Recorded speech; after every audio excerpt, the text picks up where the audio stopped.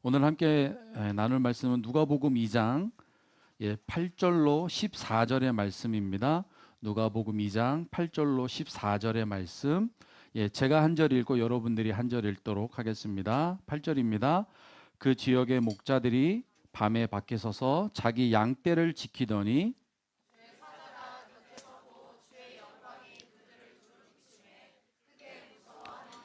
천사가 이르되 무서워하지 말라. 보라, 내가 온 백성에게 미칠 큰 기쁨의 좋은 소식을 너희에게 전하노라.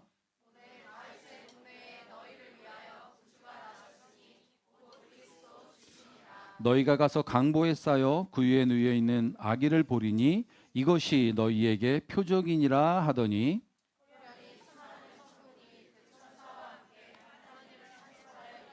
같이 읽습니다. 지극히 높은 곳에서는 하나님께 영광이요 땅에서는 하나님이 기뻐하시는 사람들 중에 평화로다 하니라. 아멘. 오늘은 2000년 전 예수 그리스도께서 육신을 입고 이 땅으로 오신 바로 그 역사적인 날은 아니고요, 그렇죠? 그 역사적 사실을 기념하는 날입니다. 제가 기억하는 크리스마스는 중고등부 우리 시절에 다들 아시죠? 뭐 새벽송이라든지 또 성극, 저희는 참 그걸 많이 했어요. 성극, 문학의 밤 많이 했죠. 그다음에 캐롤송. 제가 기억하는 성탄은 아마 그 정도가 전부인 것 같습니다. 또 감정의 선으로 이야기하자면 점점 이렇게 고조되는 또 기대감, 그죠? 그리고 왠지 모를 설레임. 근데 정작 25일이 되고 나면 약간의 허무함, 이런 게 늘 따라왔던 것 같습니다. 아마도 그 이유는 나이도 어렸지만 아마도 성탄의 본질이 우리가 무엇인지를 제대로 깨닫지 못했기 때문이 아닌가라는 생각이 듭니다. 여러분, 교회 밖 사람들은 어떤가요? 교회 밖 사람들도 이제는 더 이상 이 성탄에 대한 상업적 효용 가치마저, 그렇죠? 옛날 같지 않은 것이 사실입니다. 그만큼 이 성탄이 사람들의 관심에서 점점 멀어지고 있는 것이죠. 안타까운 현실이 아닐 수 없습니다. 오늘 저는 그래서 누가복음 2장에 나오는 예수 그리스도의 탄생 기사를 살펴볼 것이지만, 탄생하신 그 사실에 초점을 맞추어서 우리 살펴보기보다는 언약적 관점에서 그분이 어떻게 오셨는지, 그리고 왜 이 땅에 오셔야만 했는지를 저는 함께 나누기를 원합니다. 그리고 이를 통해서 하나님만이 온전히 표현되기를 원합니다. 누가복음 2장의 1절로 3절 말씀은요, 산딸이 다 된 출산을 앞둔 마리아가 왜 굳이 위험을 무릅쓰고 그 먼 길을 떠나서 예루살렘으로 가게 되었는지 그 역사적 배경에 대하여 설명하고 있는 말씀이 나옵니다. 우리 1절로 3절까지 한번 볼까요? 그때에 가이사 아구스도가 영을 내려 천하로 다 호족하라 하였으니 이 호족은 구레뇨가 수리아 총독이 되었을 때에 처음 한 것이라 모든 사람이 호족하러 각각 고향으로 돌아가매 나옵니다. 자, 1절에 보면 가이사 아구스도는 로마의 초대 황제 아우구스투스를 말합니다. 당시 세계를 제패하고 이제 막강한 권세를 가진 그가 로마 제국의 식민지 하에 있는 식민지 국가들을 체계적이고 효율적으로 관리하고 지배하기 위하여 뭘 했냐면 백성의 수를 파악하고 백성의 수를 파악하기 위해 했던 거죠. 그리고 그 목적은 뭐였냐면 막대한 세금입니다. 막대한 세금을 걷어들일 목적으로 무엇을 내리게 되냐면 호종령을 내리게 된 거죠. 여러분들 혹시 그 옛날 이스라엘 백성들이 가나안에 입성할 때에 이스라엘 백성들이 어디에 어떻게 정착을 했는지 혹시 아시나요? 사진 자료를 준비했습니다. 사진 자료 한번 볼까요? 이것이 이제 여러분들이 아는 이스라엘의 12지파를 이야기합니다. 그렇죠? 레아와 라헬이, 그렇죠? 원래 부인, 첫째, 둘째 부인이었고 실바와 빌하는 그저 종이었죠.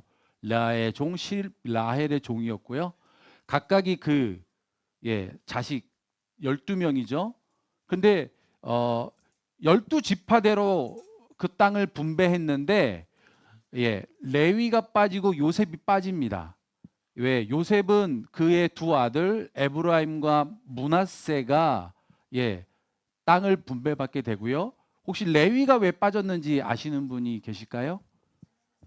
레위는 땅의 분깃을 받는 것이 아니라 매 제사마다 제사장과 레위인들을 위한 분깃이 따로 있었기 때문에 레위는 땅을 분배받지 않았습니다. 그래서 지금 노란색을 제외한 나머지 12지파가 12사도와 12지파는 좀 다른 거죠. 땅을 분배받은 요렇게 땅을 분배받게 되고요. 그 다음 사진을 한번 보면 이것이 가나안 땅에 들어갔을 때에 각각의 정착지를 나타내는 그림입니다. 요단 동편이 루벤과 갓과 므낫세 반지파가 동쪽에서 땅을 분배받았고요. 그다음에 들어가서 나머지 9반지파가 땅을 분배받게 됩니다. 그리고 단은 떨어져 있는데요. 단 지파는 저 위에 떨어져 있는데 마지막에 그 출애굽기에 쭉 보면 그 지파별로 나오는데 단 지파는 마지막에 저 위에서 이방 족속을 쫓아냄으로 말미암아 추가적으로 땅을 더 정복하게 되는 내용이 출애굽기에 보이면 있습니다. 이거는 그냥 저렇구나, 저렇게 지파별로 오늘 저희가 주로 살펴볼 것은 바로 유대 땅 베들레헴이 한 요 정도의 위치에 있습니다. 베들레헴이 말씀 보겠습니다. 오랫동안 처음에는 그러니까 12지파대로 분배받은 자신의 땅에 정착하여 머물렀을 겁니다. 그러나 세월이 흐르면서 여러 가지 이유로 인하여 아마도 처음 분배받았던 땅을 벗어나서 다른 지역으로 이주하여 살았을 것입니다. 연대기적으로 보면 예수님이 나실 그 땅은 벌써 1400년의 기간이 흐른 겁니다. 그러니까 가나안 입성과 예수님께서 나시는 그 기간은 무려 1400년 시간이 흐른 거죠. 그러니까 신약의 문턱에서 지금 뭐가 내려졌냐면 호정령이 내려진 것이죠. 그로 인하여 유대인들은 각자의 호적지를 찾아가야만 했던 것이죠. 이것이 역사적으로 드러난 요셉과 마리아가 나사렛을 떠나 베들레헴으로 이동한 역사적이고 표면적으로 드러난 이유입니다. 하지만 우리는 역사를 주관하고 계시는 분이 하나님이심을 우리는 깨닫게 됩니다. 그러니까 산딸이 다 되어서 그 몸이 무거운 여인이 그 장거리 여행에 오르기 위해서는 뭐가 필요했냐면 제국의 황제 명령으로 그 여인이 여행길에 오르게 된 것입니다. 또 바로 뒤에 살펴보겠지만 구약의 수많은 언약의 성취를 위하여 예수 그리스도께서 반드시 유대 땅 베들레헴에 태어나셔야만 했던 것입니다. 그러니까 예수 그리스도를 낳는 언약의 성취가 요셉과 마리아로부터 시작된 일이 아니라 그리고 황제의 명령에 의하여 움직여진 것이 아니라 전적으로 하나님께서 시작하신 일이라는 겁니다. 그렇죠? 이 원리가요, 여러분, 오늘날 교회의 사역과 또 개인의 부르심에 있어서도 매우 중요합니다. 그러니까 교회의 사역과 개인의 부르심이 우리가 계획하고 우리가 생각하고 우리가 시작해서는 안 되는 것이죠. 오직 하나님께서 그것들을 시작하셔야만 하는 것입니다. 그러니까 애초부터 우리가 하나님을 위해서 뭔가를 할 수 있다고 또 해야만 한다는 생각 자체를 우리는 버려야만 하는 것입니다. 모든 일에 있어서 주도권이 누구에게 속해 있냐면 오직 하나님께 속해 있어야만 하고 또 하나님에게서 나와야 한다는 것을 우리는 배워야만 하는 것입니다. 하나님께는 인간의 지식과 전통, 경험 따위가 필요하지 않습니다. 그래서 성경이 뭐라고 말하냐면 육은 무익한 것이다 말씀하고 있습니다. 자, 모든 역사의 주관자가 하나님이십니다. 그리고 그분이 모든 일에 주도권을 잡고 시작하십니다. 그렇죠? 자, 이제 4절과 7절을 한번 보겠습니다. 4절과 7절의 말씀입니다. 요셉도 다윗의 집 족속이므로 갈릴리 나사렛 동네에서 유대를 향하여 베들레헴이라 하는 다윗의 동네로 그 약혼한 마리아와 함께 호적하러 올라가니 마리아가 이미 잉태하였더라. 거기 있을 그때에 해산할 날이 차서 첫 아들을 낳아 강보로 싸서 그 위에 누였으니 이는 여관에 있을 곳이 없음이러라. 아멘. 자, 4절에 보면요, 다윗이 누구의 족속이라고요? 다윗의 집의 족속이다 성경은 말합니다. 그렇죠? 다윗의 집 족속이라는 말은 그 요셉이 어느 지파에 속한 거죠? 유다 지파에 속한 자였음을 말하고 있는 것입니다. 바로 그 호족 때문에, 유다 지파에 속한 그 호족 때문에 지금 그 요셉이 베들레헴이라 하는 다윗의 동네로 그의 약혼녀와 함께 올라가야만 했던 것입니다. 이 사실이 여러분 우리에게 은혜가 되고 또 우리를 전율하는 이유가 뭐죠? 마리아를 통해서 이제 곧 태어나실 그가 요셉 계보를 따라 누구의 족속이 돼요? 다윗의 족속이 되기 때문입니다.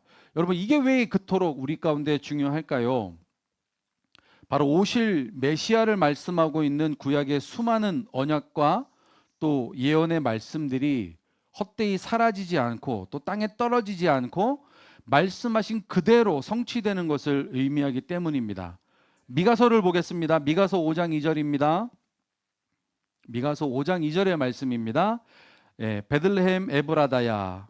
에브라다는 베들레헴의 옛 이름이거나 혹은 베들레헴과 에브라다가 굉장히 가까운 성이었는데 나중에 이 에브라다가 베들레헴으로 합쳐졌을 것이라고 하는 그런 설들이 있습니다. 이건 중요한 얘기는 아니지만 어쨌든 베들레헴 에브라다야, 너는 유다 족속에 작을지라도 이스라엘을 다스릴 자가 내게로 나올 것이라. 그의 근본은 상고의 영혼에 있느니라 라고 말씀합니다. 미가 선지자가 지금 이스라엘을 다스릴 자가 어디에서 나올 것이라 예언하고 있냐면 베들레헴 유다 족속에서 나올 것이라 말씀하고 있습니다. 이게 벌써 예수님 태어나시기 600년 전에 말씀하고 있는 것입니다. 그렇죠? 자, 그보다 시대적으로 앞서 우린 다윗을 한번 살펴보도록 하겠습니다. 사무엘하 5장에서요. 여러분, 사무엘하 5장에서 말씀이 없습니다. 저를 보세요. 사무엘하 5장에서 다윗이 이스라엘 전역의 왕 위에 오르게 됩니다. 그렇죠? 다윗이 이스라엘 전역의 왕 위에 오르고 나서 제일 먼저 한 일이 뭔지 아십니까? 사무엘하 6장에서 하나님의 언약궤를, 그렇죠? 하나님의 언약궤를, 당시 가드 사람 오베데돔에 머물고 있던 하나님의 언약궤를 다윗성으로 옮겨오는 일이었습니다. 그리고 그 언약궤를 장막에 두었습니다. 그러니까 근데 갑자기 다윗이 사무엘하 7장에서 뭐냐면 마음이 불편했어요. 그 불편한 이유가 뭐냐면 자기 자신은 백향목 궁에 머물고 있는데 하나님의 언약궤가 장막에 머물고 있기 때문에 다윗의 마음이 사무엘하 7장에서 불편했습니다. 그래서 다윗이 뭘 하고자 했어요? 하나님을 위한 성전을 다윗은 짓고자 했던 것입니다. 바로 그때 하나님께서 나단 선지자를 통하여 다윗에게 하신 말씀이 무엇이냐면, 내가 나를 위해서 집을 짓겠다고? 아니, 오히려 내가 너의 집을 영원히 세울 것이다 약속하십니다. 그게 바로 사무엘하 7장 16절의 말씀입니다. 내 집과 내 나라가 내 앞에서 영원히 보존되고 내 왕위가 영원히 견고하리라 하셨다 하라. 아멘. 하지만 여러분, 이 언약대로 되었나요? 아쉽게도 다윗 왕조가요 400년 만에 망하게 됩니다. 다윗 왕조의 마지막 시드기 왕이 눈이 뽑혀진 채로 바벨론 포로로 끌려감으로 인하여 처절하게 다윗 왕조는 막을 내린 것처럼 보입니다. 그러니까 하나님께서 지금 이 말씀대로 언약하셨음에도 불구하고 마치 그 언약이 파기된 것처럼 보이는 순간입니다. 하지만 우리는 다윗 언약의 그 너머를 우리가 보아야만 합니다. 끝난 것처럼 보이지만 끝이 아닙니다. 다윗 언약 이전에 창세기 49장의 말씀입니다. 야곱이 12아들을 축복하면서 그 아들 유다에게 하신 말씀이 창세기 49장 10절의 말씀입니다. 규가, 여기서 규는 황제의 권능을 나타내는 지팡이입니다. 규가 유다를 떠나지 아니하며 통치자의 지팡이가 그 발 사이에서 떠나지 아니하기를 실로가 오시기까지 하리니. 이 실로가 바로 메시아입니다. 메시아가 오시기까지 이르리니 그에게 모든 백성이 복종하리로다 말씀합니다. 그러니까 하나님의 언약이 다윗 왕조가 멸망했다고 하여 끝난 것이 아니라 바로 메시아가 오기까지 지금 계속될 것이라고 지금 말씀하고 있는 것입니다. 이 말씀이 어떻게 결론이 납니까? 마태복음 1장 1절입니다. 다 같이 한번 읽어볼까요? 아브라함과 다윗의 자손 예수 그리스도의 계보라. 아멘. 그러니까 메시아 대신 예수 그리스도가 결국 유다 지파 다윗의 자손에게서 나오는 것입니다. 그러니까 하나님께서 다윗에게 약속하신, 그렇죠? 너의 나라가 영원하며 너의 왕위가 영원히 견고하리라고 하신 그 다윗의 언약이 마치 망한 것처럼 보이는 그 이스라엘의 역사를 끝까지 끌고 가는 원동력이 되는 것입니다. 그러니까 신약 시대가 마침내 영원한 왕 예수 그리스도를 통하여 성취되는 것입니다. 자, 이제 그렇다면 이 언약이 그토록 이 언약이 중요한 것이라면 그것이 나에게 중요한 것이라면 그 언약이 나와 직접적인 상관이 있어야 되지 않나요? 그렇죠? 이 언약이 정말 말씀하신 대로 그 언약이 정말로 성취되고 또 중요한 것이라면은 그 언약이 나와 상관이 있어야 됩니다. 그렇죠? 그 언약이 어떻게 확장되는지 한번 보겠습니다. 우리 갈라디아서 3장 26절입니다. 26절로 29절의 말씀이 너무 중요합니다. 다시 한번 우리 한번 말씀을 잘 집중해 주십시오. 제가 읽겠습니다. 너희가 다 믿음으로 말미암아 그리스도 예수 안에서 하나님의 아들이 되었으니 누구든지 그리스도와 합하기 위하여 세례를 받는 자는 그리스도로 옷 입었느니라. 너희는 유대인이나 헬라인이나 종이나 자유자나 남자나 여자나 다 그리스도 예수 안에서 하나이니라. 너희가 그리스도의 것이면 곧 아브라함의 자손이요 약속대로 유업을 이을 자니라. 아멘. 자, 여러분, 우리 모두는 믿음으로 말미암아 하나님의 아들이 되었으며 예수 그리스도의 것이 되었습니다. 이 사실을 믿으십니까? 아멘. 그렇다면 이제 우리가 저와 여러분이 29절의 말씀처럼 뭐예요? 아브라함의 자손이요 약속대로 유업을 이을 자가 된 것입니다. 그 언약이 아브라함의 언약 그리고 다윗의 언약에 이르기까지 그 언약이 저와 여러분에게 지금 확장되고 있는 것입니다. 그러니까 유업을 따라 우리가 그 약속대로 유업을 이을 자인 것은 뭐냐면 아브라함의 유업이거든요. 아브라함의 유업. 그러니까 우리가 땅을 받을 것이고 큰 민족을 이룰 것이고 땅의 모든 족속이 바로 우리로 말미암아 복을 얻게 된다는 말씀입니다. 자, 이제 예루살렘 우리 다운타운가를 비추던 카메라가 어디로 향하게 되냐면 예루살렘 지역 들판을 비추고 그곳에 목자들을 비추고 있는 것입니다. 8절 9절의 말씀입니다. 자, 그 지역의 목자들이 밤에 밖에서 자기 양떼를 지키더니 주의 사자가 곁에 서고 주의 영광이 그들을 비춤에 크게 무서워하는지라. 아멘. 자, 목자들이 들판에서 자기에게 맡겨진 양떼를 지키고 있는데 호련히 주의 사자가 임하고 주의 영광이 그들을 두루 비추었습니다. 여러분, 영광이라는 단어가요. 영광이라는 것이 주로 빛의 형태로 나타나는 하나님의 임재를 말합니다. 그렇죠? 이걸 뒤집어 말하면 뭐가 되냐면 빛의 형태로 임하는 하나님의 임재를 우리 인간의 언어로 가장 잘 표현할 수 있는 단어가 바로 영광이라는 단어입니다. 그렇지만 이 영광을 빛의 형태로 나타나는 그런 물리적인 현상으로만 표현하는 것은 많이 부족해 보입니다. 왜냐하면 그 영광이 하나님의 속성 전체를 다 포함하고 있기 때문입니다.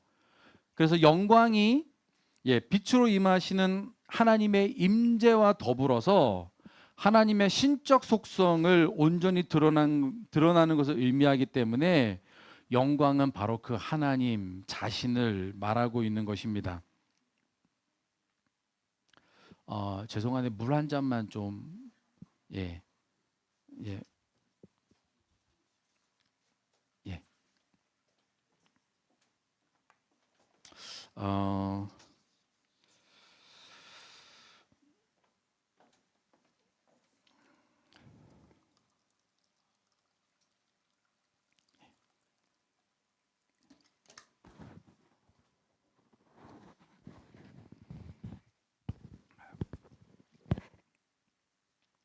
기도를 부탁드립니다. 제가 마음이 지금 많이 냉랭합니다.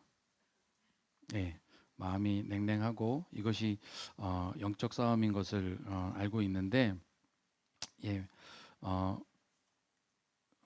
무슨 이유에서인지 마음이 많이 냉랭합니다. 기도를 좀 부탁합니다. 아멘. 자, 하나님의 영광입니다. 우리 예레미야 2장 11절의 말씀을 한번 볼까요? 어느 나라가 그들의 신들을 신 아닌 것과 바꾼 일이 있느냐? 그러나 나의 백성은 그의 영광을 무익한 것과 바꿨도다. 예레미야는 이야기합니다. 여러분, 예레미야는 지금 신과 영광이라는 단어를 지금 같은 위치선상에 놓고 예레미야는 이야기하고 있습니다. 여러분, 이스라엘의 실패가 왜 왔는지 아십니까? 하나님의 영광, 그러니까 그분 자신을 지금 뭐라고 바꿨어요? 무익한 세상의 것들과 바꿔버렸거든요. 하나님의 영광을 무익한 세상의 것들과 바꿨습니다. 여러분, 이 인과관계는 지금도 변함이 없습니다. 시대를 넘어서 중세시대와 그리고 지금에 이르기까지 교회가 하나님의 영광을, 그러니까 그분을 뭐하고 바꿔버렸어요? 세상의 무익한 것들과 계속 바꾸고 있습니다. 그러니까 세상이 교회 안으로 들어와 버린 것입니다. 그럴 때 교회가 교회다움을 잃어버리고 우리 개인이 그리스도인다움을 놓치게 되는 것이 바로 영광을 잃어버린 것입니다. 그러니까 교회가 뭘 회복을 해야 돼요? 하나님의 영광을 회복해야 되는 것입니다. 우리가 어떻게 하면 하나님의 영광, 그분의 임재 안에 머물 수 있을까요? 오늘 이 탄생기사에서 나타난 것처럼 하나님의 영광이 하나님으로부터 그 영광이 무조건적으로 부어지는 그 상황이 아니라면 우리의 방면에서 우리가 하나님의 임재와 하나님의 영광으로 들어가는 것은 우리가 어떠할 때? 우리가 예배할 때 우리가 하나님의 영광 안으로 들어가게 되는 것입니다.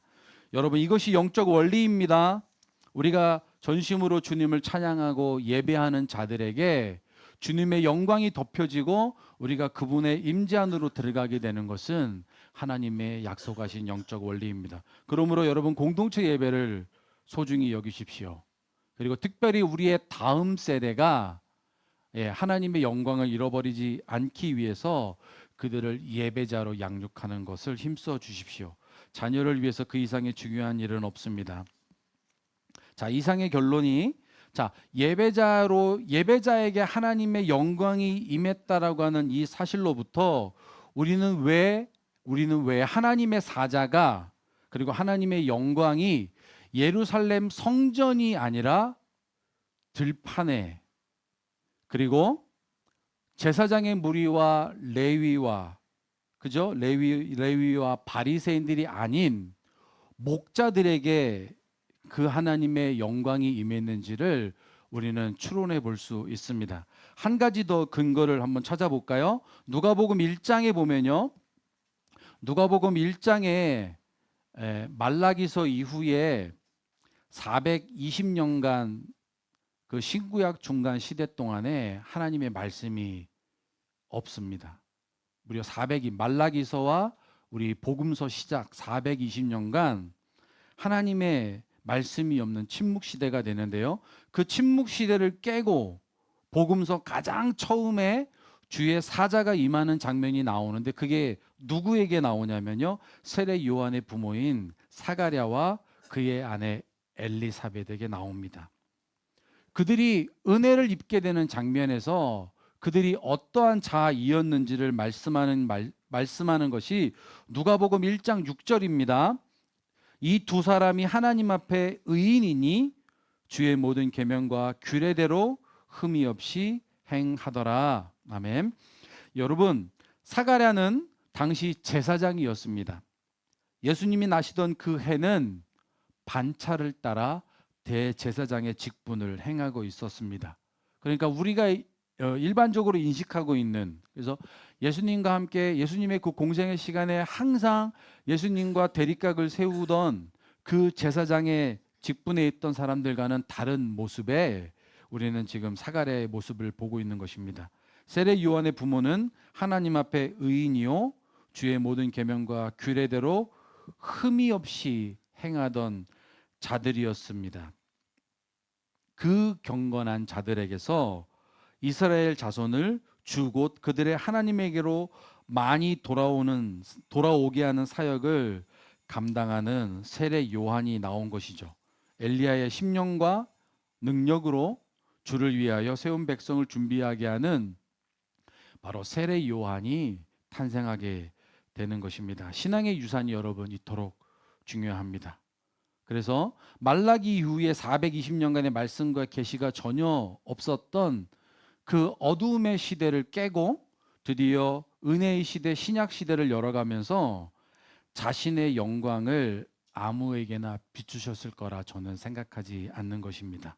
그러니까 주의 사자의 방문을 받고 또 주의 영광의 빛비춤을 받았던 그 들판의 목자들 또한 하나님 앞에 의인이요 주의 모든 계명과 규례대로 흠이 없이 행하였던 자들이었을 것이라 저는 확신합니다. 그들은 절대적으로 종교와 전통 안에 묶여 있던 자들이 아니었을 것입니다. 혹시 여러분 자신과 여러분 자녀 세대에도 이런 큰 하나님의 영광이 임하기를 여러분 기대하시나요? 저는 기대합니다. 저 역시 주의 사자의 방문을 기대하고 거대한 영적 변화를 일으킬 주의 영광의 임재를 사모합니다. 이제 더 큰 은혜가 되는 것은요. 하나님의 임재와 더불어서 그 목자들에게 계시의 말씀이 들립니다. 바로 복음이 임한 것인데요. 10장 11절 10절 11절의 말씀입니다. 천사가 이르되 무서워하지 말라 보라 내가 온 백성에게 미칠 큰 기쁨의 좋은 소식을 너희에게 전하노라. 오늘 다윗의 동네에 너희를 위하여 구주가 나셨으니 곧 그리스도 주시니라. 아멘. 오늘날 잠자는 이 세상을 향하여 우리가 또 교회가 외쳐야 될 유일한 메시지가 바로 이 11절의 말씀입니다. 바로 너희를 위하여 구주가 나셨으니 곧 그리스도 주시니라. 아멘. 여러분 성경은 이 말씀은 처음부터 끝까지 이 말씀을 향하고 있는 것입니다. 이 말씀을 하고 싶었던 것이고 이 말씀을 향하여 이 모든 성경의 66권이 기록되고 있는 것입니다. 인간이 하나님의 말씀을 거역하고 타락한 그 순간부터 그렇죠? 죽을 수밖에 없는 인간을 위한 하나님의 구속 계획이 시작되었고 그 구속을 위한 하나님의 모든 계시의 말씀, 언약의 말씀들이 드디어 예수 그리스도를 통하여 완성되는 것입니다.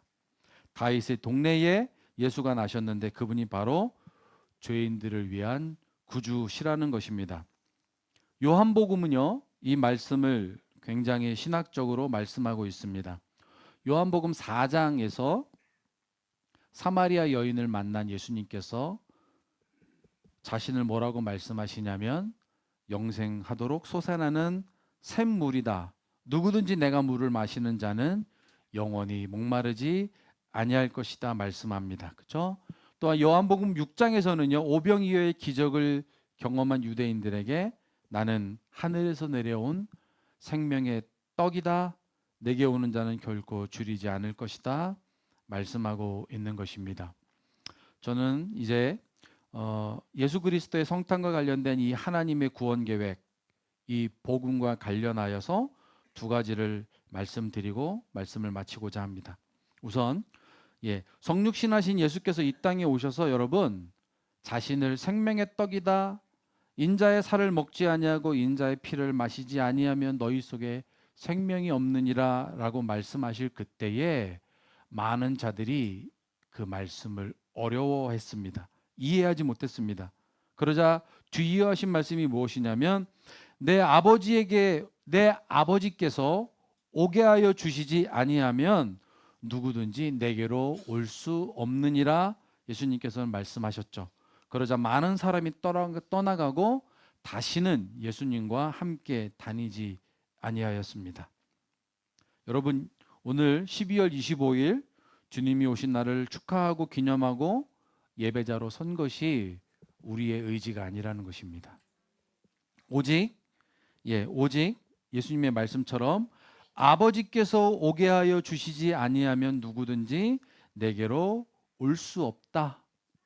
예수님이 뭐라고 말씀하시냐면 또 나를 보내신 이의 뜻은 내게 주신 자 중에 하나도 잃어버리지 않는 것이 아버지의 뜻이다 라고 이야기하는 것입니다. 우리는 이것을 뭐라고 부르냐면 은혜라고 부릅니다.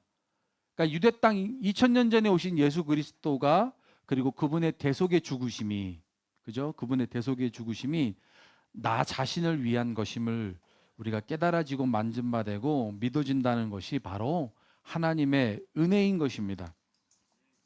이것은 칼빈이 이것을 무엇이라고 이야기했냐면 무조건적인 선택이다라고 이야기하고 있습니다. 그러니까 저와 여러분을 위한 구원이 인간의 그 어떤 선이나 인간의 그 어떠한 행위에 근거하지 아니하고 오직 하나님의 무조건적인 선택에 의한 것이라는 것입니다. 그러므로 구원이란 인간의 방면에서 거절할 수 없는 불가항력적 하나님의 은혜입니다. 그 은혜를 저와 여러분이 받으신 것입니다. 그 구원하심이 누구로부터 시작되었냐면 하나님으로부터 오직 시작되었습니다. 그리고 이를 위해 예수 그리스도께서 다윗의 자손으로 오셨고 그분이 우리의 구주가 되시는 것입니다. 둘째로는요. 하나님께서 시작하신 그 구원이 그죠? 하나님의 그 구원의 그 말씀이 그 언약의 성취가 되는 그 근거가 어디에 있냐? 하나님께서 그 언약을 수천 년 이끌어 오시면서 우리에 이르기까지 그 언약의 근거가 어디 있냐면 언약에 대한 하나님의 신실성입니다. 발음이 어렵네요. 언약을 위한 하나님의 신실성입니다. 그 하나님의 언약의 신실성이 어디에 나타나냐면